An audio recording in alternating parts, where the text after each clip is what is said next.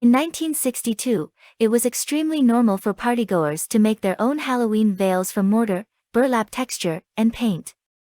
Assuming you were truly broke, you inquired as to whether he had any chicken wire left in his shed, and you utilized paper mache. In 1962, a genuinely modest community was going to witness its most exceedingly terrible occasion in its set of experiences 20 years before it and well more than 20 years after it worked out.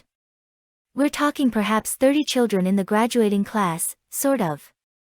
The high schoolers who chose to get together at Marla's home that year all realized that Marla's father was a consumer and that it'd not be difficult to pull up some modest lager from her cooler.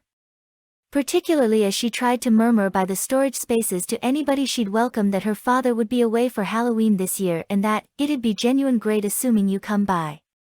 She would recite that expression to anyone in the lobby. On Halloween night, a lot of children from secondary school made their veils and went out to Marla's for the night. They did standard youngster rambunctiousness, hauling the street in Kenny's mom's upset, or tossing water explosives at neighborhood letterboxes. In those days it was Ellington's water projectiles, these days everybody simply calls them water inflatables. The trick-or-treaters quit thumping at the entryway around 9:30. By then, more than one jug had been exposed. Tommy had another Polaroid that had a blaze and everything, and he requested that everybody assemble to get a photograph. Everybody heaped in from the floor as far as possible, wearing their covers. In any case, there was one individual. One individual in a dark hooded veil was suggestive of a killer in the group. Nobody would acknowledge how critical that picture of that one individual would be until the following day. The night was getting later, and this is where many records get truly fluffy. Somebody portrayed how they saw a dowel bar set onto the top portion of the window, outwardly positioned discreetly. They thought it was bizarre but had forgotten about it. A few say Marla and Tommy were in a room a few doors down and were first found by Karen, their throats cut profoundly and spouting out blood in little sprays down their front. Karen was going to shout, yet she felt the blade come in her back, and out of nowhere, she lost all her breath from it penetrating her right lung.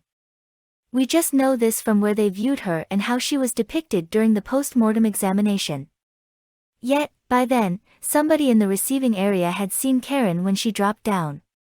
Shouts were emitted, and the whole house broke out into a frenzy. Scrambling for the front entryway, they thought that it was stuck. A huge patio seat had been set under the handle, and it wouldn't move. The windows were impeded by the wooden dowel bars.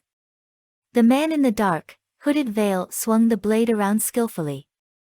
Somebody said he was extremely cautious regarding how he held it, as it was smooth with blood. As though he'd followed through with something like that multiple times.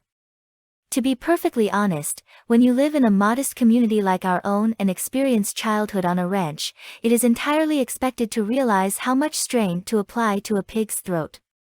Or, on the other hand, the point expected to snap a chicken's neck in any case, this man was something different. They say he had no reluctance when he destroyed Marla or when he had the option to polish off 3 different casualties before he withdrew through the one window he'd left open. Police found Tommy's photographs, and 2 or 3 days after that, the actual cover was found out and about going away from town toward the mountainside. However, right up to the present day, nobody knows what that cover's identity was.